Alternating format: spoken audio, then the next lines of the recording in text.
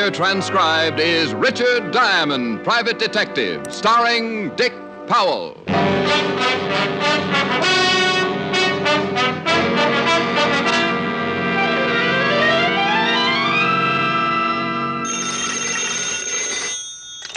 Diamond Detective Agency. Put up or shut up. Hi. Oh, hi, Helen. You busy? Oh, like a hibernating bear. No business? I've seen more action in a bankrupt turtle farm. Oh, things can't be that bad. I'm even getting an echo in here. Rick. Really? Listen. Hello? Hello? See? Rick, was that really an echo? Now, wait a minute. Hey, my girl wants to know if you're really an echo. I beg your pardon. Honey, I'll call you back. This echo has a man with it. Bye. Bye. Can I help you, sir? I am looking for Mr. Richard Diamond. Why? Now, that's an extremely unique question. I want to sell him 10 tons of pig iron. Well, I'm very sorry, but I made a New Year's resolution that I wouldn't build another battleship until I paid up my bill at the automat. My name is Barr, David Barr. Now, if you'll stop talking like a television comedian, I would like to discuss a business arrangement. Well, my name is Diamond, Richard Diamond. And if you're rolling in money, I'd be very happy to discuss any arrangement you could dream up. How much do you charge, Mr. Diamond? Well, that depends. Anything short of a felony, $100 a day in expenses. How earthy? Well, it keeps my ribs from showing. Have you ever heard of me, Mr. Diamond? Well, I have a feeling this may lose me a quick sale, but very frankly, Mr. Barr... No matter, I can see by your clothes that your wardrobe must be fashioned exclusively by popular mechanics. No. Well, okay, we've kicked it around. It's been fun, but I'm beginning to get winded. What do you want to see me for, Mr. Barr? I want you to guard my store. Store? Yes, I have the most fashionable men's haberdashery and tailoring business on Madison Avenue. And you want it guarded? Perhaps I should give you some background concerning the disgusting incidents that led me to your, Office. For the lack of a more sordid description, yes, office. I'm sure the whole background must be very disgusting. 2 nights ago, my shop was vandalized. Somebody broke in and swiped something. Yes. To be exact, 1 blue serge suit. One suit? One. I reported the incident to the police, and they summed it up with the same brilliant observation as you. To quote the sergeant, somebody broke in and swiped something. Now, look, Mr. Barr, don't tell me you want me to find that blue suit. No, this was not the end of the trouble, Mr. Diamond. Somebody lifted a hand-painted tie, maybe? Naturally, my employees were questioned, and the following day the police returned to their little precinct, satisfied that somebody had merely... Busted in and swiped something. Yes. Well, the following night, my shop was again the object of vicious vandalizing. This time, the party, or parties responsible, took every foot of blue serge material in the shop. Oh, now, wait a minute. First, somebody breaks in and takes 1 blue serge suit. The next night, all the blue serge material in the store is stolen. What's the matter? Did you run out of suits? All my suits are custom tailored, Mr. Diamond. Oh. My stock of finished merchandise is generally sparse. We complete only 2 or 3 suits a day. The missing blue serge was hanging with 2 other suits. The property, of course, of one of my best customers. And the thief didn't touch the other 2 suits? No. And on the following night, the night of the second burglary, a gray flannel was left untouched. The suit and the cloth stolen were both blue serge. Correct. Naturally, I had to order another stock of the same material. It's in the shop now, and I should not be able to sleep a wink unless I was certain that it was safe. And you want me to sit up with the blue serge? Exactly. I am considerably interested in finding the motive behind these unusual robberies. Oh, well, this is certainly a first in my life. I've sat up with a lot of things, but never 15 yards of blue serge. The illustrious Mr. Barr handed me a $100 retainer, ran a white glove over the top of my desk like an inspecting general, made an observation on the pursuit of happiness, and went out of my office faster than a bad molar at a dentist convention. We had agreed to meet at his shop at 6 o'clock that evening. So I pasted the $100 bill to my instep, put the instep up on the desk, crossed the other instep over it, leaned back and dozed off, secure in the knowledge that money would never go to my head.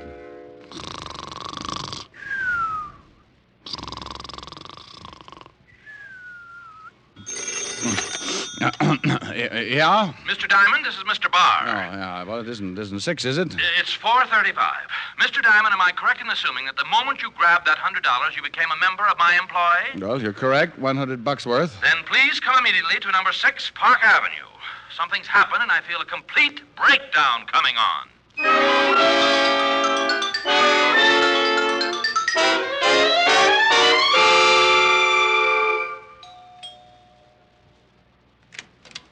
Oh, come in, come in. Oh, what's happened? Oh, if this keeps up, I may be living on dream pills. I've been eating them like peanuts. Well, maybe if you gave me a hint. I have been robbed. Well, didn't we go through this thing in Here, I've been robbed here in my apartment. What? I came home, took a bath, went in to get dressed, opened my wardrobe, and to my complete horror, found 3. My only 3 blue serge suits were missing. Oh, no. A potent reaction. Oh, no. Now, why didn't I think of that? I can't imagine. It's certainly simple enough. We'll spend a whole day insulting each other after you solve this mystery. So for now, strain yourself and try looking like a detective with a $100 retainer in his pocket. Well, it's not in my pocket. But if we go into that, I'll leave myself wide open. Show me your wardrobe. Mr. Barr's apartment was as overdone as he was. I stepped down into the living room and found myself wading through a carpet that called for a dog sled to negotiate it. The smell of incense made me keep looking back over my shoulder for the dancing girls. He led the way into a bedroom that George Washington wouldn't have slept in without an armed guard and opened his wardrobe. 2 dozen $300 suits stretched from one end of the closet to the other, and there was enough material in that wardrobe to drive a frustrated moth into a complete fit. They were hanging right here in this space. You sure they couldn't be at the cleaners? They were here this morning. Oh, what's that on the bed? That's a blue serge suit. Mr. Diamond, that is the suit I was wearing when I came into your office. No, well, I was so busy looking at your money. Well, what is to be done? Well, I got to admit it's sure a strange one. You are constantly coming up with the most astute observations. Oh? Wait till I get around to your personality. You'd really be a likable fella, Diamond, if I could bring myself to look at you. Oh, I'm not so bad. Think of what you must go through shaving every morning. Oh, really, Diamond? What do you think is behind this ridiculous situation? Now, very honestly, I don't know. Except the obvious. Somebody wants your blue serge suits and all the blue serge material you've got. That blue serge on the bed is the last one I've got. Do you think this could be some kind of a practical joke? Not very. It could get somebody 10 years. Well, have you got any ideas at all? Yes, I have. Take that last blue serge and hide it. I'll sit in your store tonight and see that the new material you ordered doesn't get lifted. You take the suit, Mr. Diamond. You're being paid to protect it. Okay. And remember, it's new. Brand new. It would cost you $300 to duplicate it. So for the sake of your home and kiddies, don't stuff your big shoulders into it. He gave me the key to his store and told me how to shut off the burglar alarm. He gave me the phone number where I could reach him that evening in case something happened, draped the blue suit over my arm, and hurried me out of the room like he was getting rid of a plague victim. I grabbed a cab, and 10 minutes later, I was unlocking the door to my apartment. I started to toss Mr. Barr's suit on the bed, but thought better of it, so I went to the closet, opened the door, and reached for a hanger. Now, unlike Mr. Barr's wardrobe, I generally sport a variety of items. A couple of sport coats, a few old Letterman sweaters to fill up the space, 4 pair of slacks, and usually, mind you, I say usually, 2 suits. One of which I was wearing at the moment. The other was a blue serge. Was right, because where my blue serge suit once was, it wasn't. That did it. First, Barr loses everything in sight that happens to be blue serge. Then I come home and find that one of the 2 suits I had to my name had been swiped. I burned. Barr could get dozens of suits and use them for bath mats when he got tired of wearing them. Me, I was going to have to sew sleeves on the bath mats. I called Barr at home, but he'd left. I thought about calling with the number he had given me, but decided against it. I sat down to try and figure it out. But a half a dozen camels later, I was still facing a big fat 0. One thing was sure. I had Mr. Barr's last blue serge suit, and nobody was going to get it away from me. Big shoulders or not, I put it on and headed for Barr's shop on Madison Avenue. I never made it. Hold it. Hey, what is this? Well, I'm only considering it because he's got a gun in my back. Walked under that sedan by the curb. Well, I get car sick. You heard him. Oh, fellas, I haven't been well. Doctor recommends lots of walking. Told me to stay away from cars. Move! Oh, now look. You heard him. Yeah, I heard him. Would I be nosy if I asked... Yeah, you would be very nosy. How about you, friend? You heard him. Get in the back. Look, can I interest you boys in a deal? My secret decoder and my ray gun, if you'll only... They were both big boys, and they both had big guns. One of them slugged me with one of the big guns, and my head swelled up to match the whole ugly situation. I went down and out faster than a left fielder trying to steal home with a Charlie horse, and they rolled me into the car. We drove for a long time, me lying on the floor of the back seat, trying to bring myself back to a conscious way of thinking. Finally, I snapped out of it, and they let me sit up and take a look around. We were on a lonely stretch of road, and although the car was green, not black, and didn't look anything like a hearse, I had a gloomy feeling that we were heading for a funeral. Get out. Now, look. You heard him. Okay.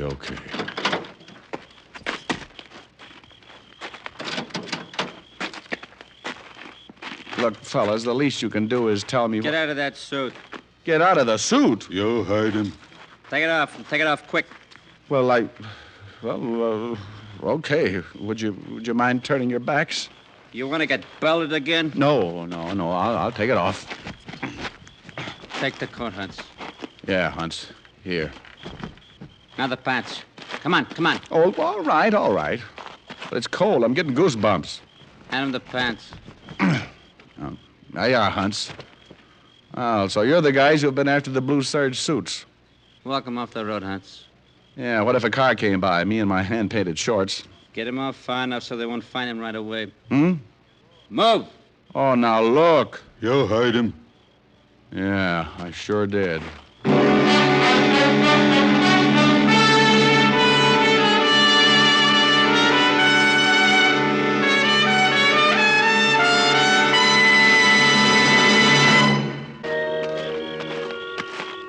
I kept walking with Hunts right behind me, his big gun pointed to the middle of my back.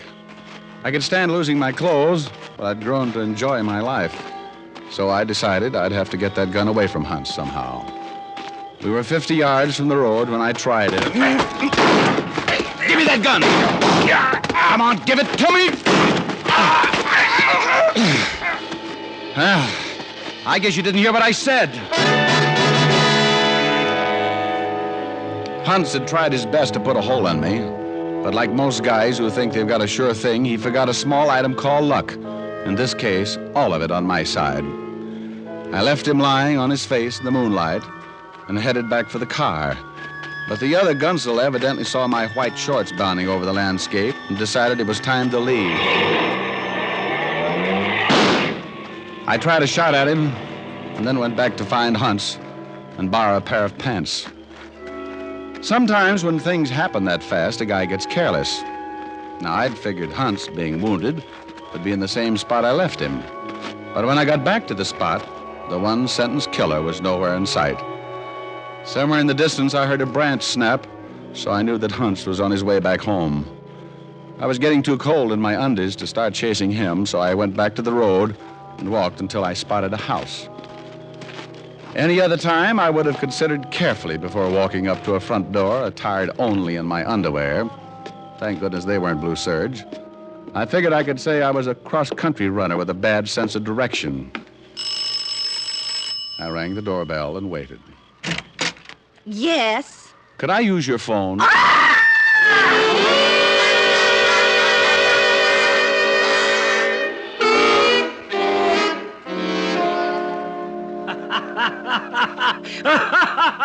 Oh, shut up, Walt. Boy, did you look silly when they dragged you in here. Oh, I don't know. Otis thought it was a burlesque raid and asked me for a date. Would you mind telling me what you were doing running around like that? Well, that woman's husband was chasing me. What did you think I was doing? Well, you can't blame the old man for chasing you. You scared his wife right out of her wig. Now, why don't you tell me what this is all about? Because I don't know. Well, how'd you lose your clothes? Let me make a phone call and I'll tell you all about it. I put in a call to David Barr and asked him to meet me at the store. Then I briefed Walt on everything up to date. Walt said, Are you nuts? and I left before I had to lie. I went back to my apartment, climbed back into the only suit I had left, and 20 minutes later, I was standing in David Barr's shop on Madison Avenue.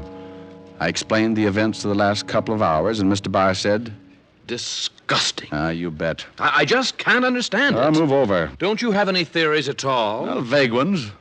That blue suit that you gave me. Tell me about it. The material was originally ordered for a customer who failed to show up, so I had it made up for me. Where did you get your cloth? Black and Winterfield. Although I'm certain you've never enjoyed the benefit of their merchandise, you must have heard of them. What customer was the material ordered for originally? Oh, not one of my steady customers. He left a deposit. Well, what was his name? Kingsley. Leonard Kingsley, a small man with a preposterous stomach. I had to order 4 yards. Well, this Mr. Kingsley. He's never called or gotten in touch with you? No. So needing another blue suit, I use the material for myself. If he comes in, I can always order more material. Didn't you take his measurements? He was in a hurry. He picked out the Serge from the book, gave me a deposit, and told me he'd be back that afternoon for the measurements. That was over a month ago. What are you driving at, Diamond? How do I know? I'm just fishing. The whole thing has got something to do with blue serge material and that blue suit. You're getting disgustingly repetitious. I suppose you're going to tell me this Kingsley sent 2 hired killers to steal my goods because he thought it was easier than coming in for a fitting. I don't know. Where's your phone? On the desk. It's the only thing in the whole shop that looks anything like a phone. Honestly. I got more of a description of Leonard Kingsley and put in a call to Walt at the precinct. I gave him the information, asked him to run a check. Then I said goodnight to Mr. Barr and settled back in a chair to guard the store. I'd been sleeping about an hour when Walt called back. What do you know about this Leonard Kingsley, Diamond? Oh, now, there's a brilliant question. Why do you think I called you up? I don't know anything. I want to find out. Well, where did you hear about him? From my client? That bar guy you told me about? That's right. This Leonard Kingsley came into his store, ordered a suit, never came back. That was because he couldn't. Come back? Yeah.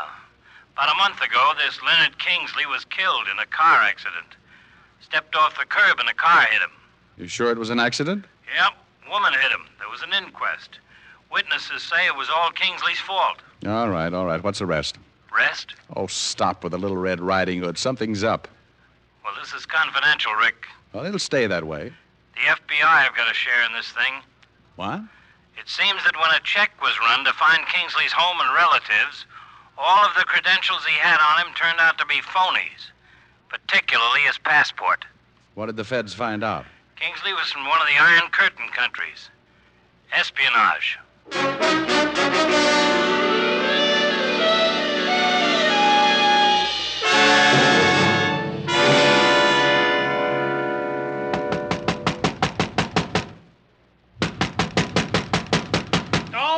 All right. Well, Paul Revere with a shoulder holster. I want some answers, Mr. Barr.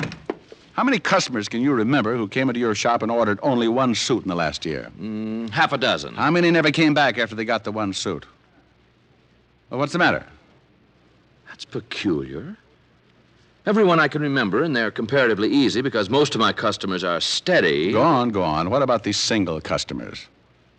Every one of them ordered a blue Serge. And you got all the material from Black and Winterfield? Yes.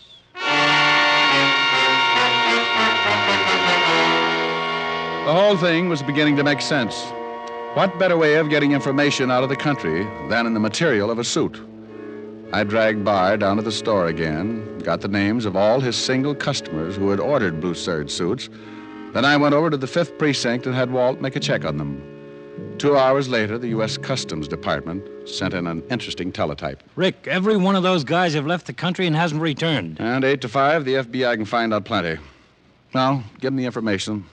Let's go over to Black and Winterfield. I want to take a look at that store. See if I can find out how anyone can hide any kind of information in 3.5 yards of blue serge.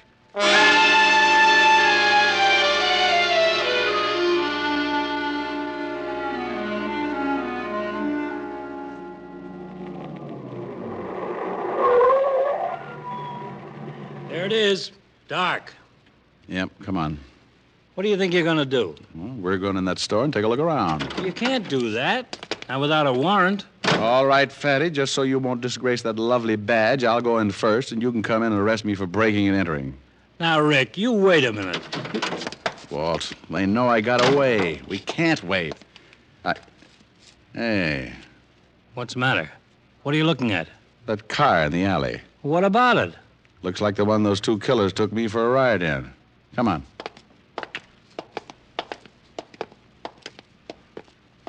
Well? Looks like it. Wait a minute. I took a shot at it, and maybe I can... Wait, I'll light a match. Uh-huh.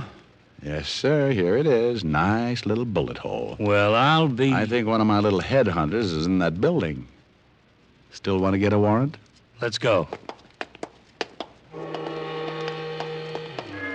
How are we going to get in? Oh, you'll figure something out. You're really a second-story man at heart.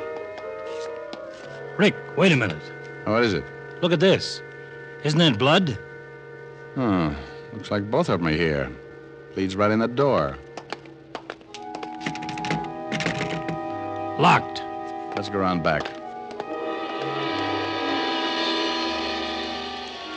We ducked around back and spent the next 10 minutes jimmying the window. And Walt couldn't have been more professional if he'd done time in Sing Sing. He jammed it without a sound and knew just how to disconnect the alarm. We squeezed through and dropped to the floor. We were in a basement, and from somewhere in another part of the building, we could hear a radio playing softly. We went up the steps to the first floor and stopped to listen. The radio was to our left, down a long corridor. We stayed against the wall and edged our way toward a door at the end of the hall. A thin strip of light showed at the crack, and we moved up and listened, holding our breath. How you feeling, Hunts? Well, try and take it easy. And the boss is coming with the doc. They're both in there. Let's take him. Hold it. Music making you feel better, huh? No, Gabe. Well, you want something better, maybe? Artie Shaw pick you up, maybe? No. Turn it off. Okay. Don't you worry. I'll get that shamus for shooting you. And the boss will be real happy when he sees we got the suit. Okay, let's take him, Walt. Look out behind you, Rick!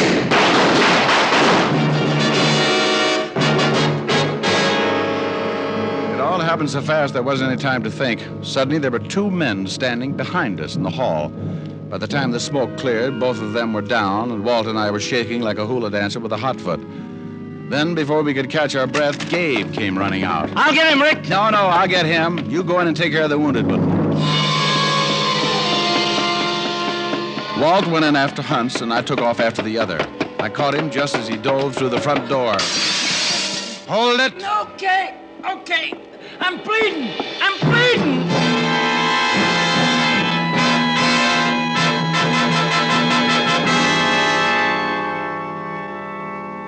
All right, let's have it. I'm bleeding. Get a doctor.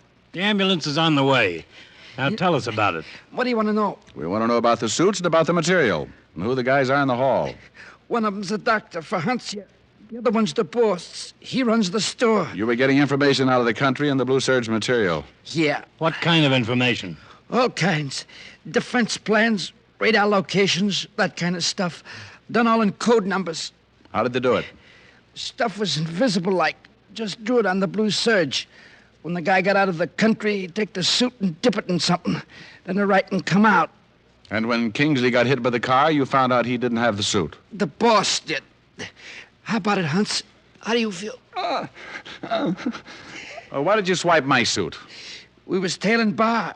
Saw him going to your office. Figured maybe he'd give you the suit. Well, there it is, Rick. How about it, Hunts? Your partner telling the truth? You heard him.